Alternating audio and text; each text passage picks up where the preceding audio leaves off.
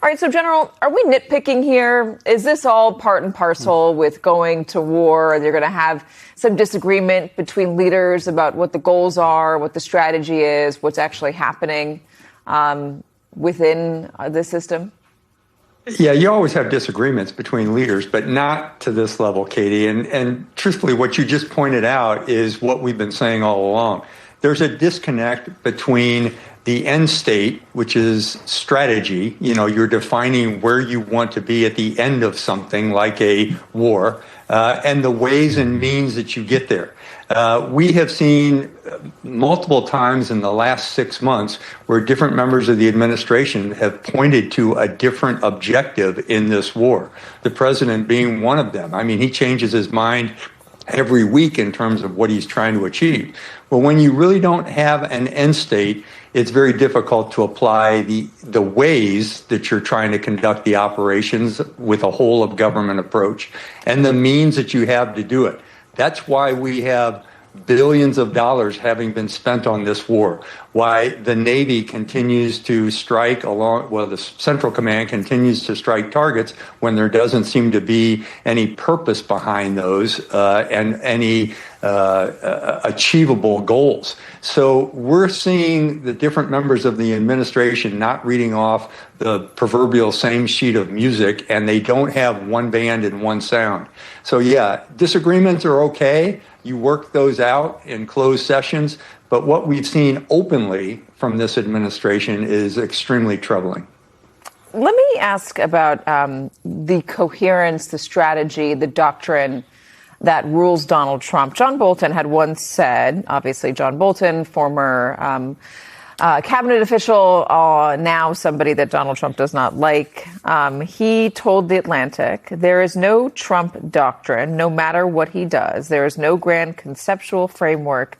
It's whatever suits him at the moment. So, Lebo, does that still hold true? Oh, absolutely. No, I mean, trying to figure out, some kind of coherence to this is like trying to figure out, 10 fireflies beeping randomly in a jar or something like that. I mean, this is all very much, it seems at least, on the whims of one person. That's sort of how this whole administration has run. And look, when you there's the baseline unpopularity of the war. There's been the baseline lack of consistent messaging on why this is happening. I mean, that's been in place pretty much from the beginning. But now, on top of the expense, you have things like the munitions shortage, and now, some really troubling reports about, what is happening to the troops and the effect of this on the ground. And what's really, really precarious here is that there could be some real calamitous effects of this going forward. And that's where a situation that seems really intractable and really, really problematic for the administration could turn really, really ugly really fast. General Hertling, let's go back to that real fast. What Lebo was talking about there, the troops, the morale.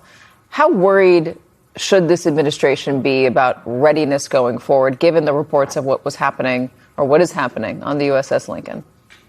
They should be very worried. And I think anybody in the military right now is worried. I've had discussions with both active and retired senior leaders within the military of all services, and they say they are concerned because it's exactly the ways and means that we're talking about. The ways you conduct operations, not just with the military, but with other elements of national power, the means that you have to conduct them, when you have a degradation of certain types of weapon systems, which we've seen through various reportings, if you have a degradation in morale of the forces, which it's indicative of that's what's happening in some of the ships that are currently in the Persian Gulf. When you see one ship that is trying to match the strategy, the written strategy of the administration and their national defense strategy and their national security strategy of focusing on China, suddenly leaving the Pacific without an aircraft carrier because you have to replace the one that's in the Gulf with the USS George Washington that's normally based in Japan to determine how we act against an approach to Asia. You're seeing a disconnect in everything. When you see allies being berated and insulted and having resources taken away from them, like we've seen South Korea ending an exercise or having a threat against Oman, which has been one of our most solid partners for the last 40 years, saying we're going to bomb the heck out of them if they get involved with something that is very helpful, and that is coordinating with both the United States and Iran on an attempt to get some kind of peaceful outcome to this thing. You'll see that alliances are being broken, the services are being degraded, the morale of those who fight for the country is low, and some of the requirements that we have for military operations have been depleted. So, other than that, things are going just fine. And we have a Secretary of Defense. Other than that, everything's good. Yeah, I mean, just to expand on John Bolton, it's whatever suits him at the moment, whatever whim that he's currently feeling. He doesn't seem to have any fidelity, any loyalty to our allies, doesn't seem to know the history of what our allies do for us, the threat to Oman being a good example of that, what's happening in South Korea as well. No real perspective on future planning, no real perspective on strategy in the moment either. He just changes his mind whenever he feels like he should be changing his mind. He could say tomorrow, South Korea is wonderful if they, gift him another golden crown or something, and that he's going to send troops back. It could even be called the doctrine of ad hocism. It's what suits you on a daily basis, and that doesn't really work when you're talking about long-term transformative leadership, which is what our government is based on. And in terms of being transformative, it's been transformative for the opinion of the American electorate. Let me put up on the screen a new Reuters poll. Majority now say Iran war will last a long time. 87% Democrats, 71% of Republicans, Molly. Look, the Iran war was a strategic error when it comes to Trump and MAGA. And we saw it right away when we saw people like Tucker Carlson and Megyn Kelly almost immediately come out against it. And it was because, unlike Trump, who is surrounded by people who tell him what he wants to hear, if those kind of content creators are constantly getting information from their viewers and they're constantly hearing from them and seeing that stuff and seeing, even with their numbers, I mean, even if you just look at YouTube, I mean, this is an odd way to judge it. But even if you look at like YouTube numbers for Ben Shapiro, like Ben Shapiro went pro-Iran war and his numbers went off a cliff. Like it just, MAGA did not like it to begin with. And of course, that's where they were promised a break from Republican hawkism, that they were not going to be dragged into wars. They had experience of that. Donald Trump ran against it. I mean, you could argue about like his sincerity there and what he really knew about it, but he clearly tapped into the moment and the sentiment and the feeling. And I remember being in South Carolina, in a military stronghold with him going off on George Bush and the Iraq War with a bunch of vets in the audience or military families in the audience. And they were all cheering him in 2015 and 2016. It was a real eye-opening moment about how the vibe had shifted among military families and Americans by and large regarding us getting involved overseas, especially in the Middle East. And you can talk about the Joe Rogans and the Megyn Kellys and the Tucker Carlsons and then the feedback they're getting or they're giving their listeners. People just need to go to the gas station. That's it. Gas is back up over $4. Yeah. And look, I'll tell you, one of the things to understand about Donald Trump is he's not an internationalist. He's a very domestic guy, right? And America First, all of this roots back to, if not isolationism, at least a concept that America could get by pretty well without engaging too much with the rest of the world. And whether you agree with that or not, that was what he presented.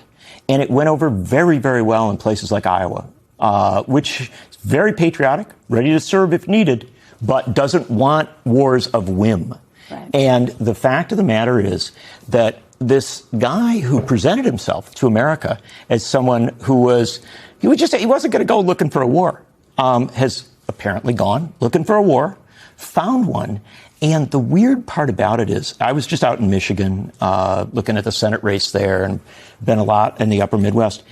Candidates for Congress and for Senate are using this war in their ads Now, I covered politics for a long time. It is very rare to mention wars in ads. And they're doing it you and I were because it's talking on a about list. this over the weekend. We were going back and forth about a couple ads. You pointed out one with James Tallarico, not about the war. I pointed out the one against Mike Rogers in Michigan, and there is a real political aspect to this. This was a spoof ad. We don't have it queued up, but Mark, I'm sure you've seen it. Everyone's seen it. Mark Lebo, a spoof ad basically labeling endless war as a prescription drug, something from Big Pharma that can rejuvenate you and make you feel alive again. And it was all an attack ad against Mike Rogers, who has been supportive of military intervention in Iran and has been for, as I understand it, quite a while now. So this is not something that is confined to Donald Trump making a decision and getting people to toe the line on it. It is something that is now very much a hot issue, a hot potato, if you will, for the midterms, which, what are they, 2 months away now? Mm-hmm. Yeah, I mean, in addition to it being very unpopular and also driving prices up, it also, as Molly alluded to, I mean, this puts a huge wedge through the Republican base, right? I mean, Mike Rogers is a kind of a Bush era hawk, right? I mean, that was kind of his trading.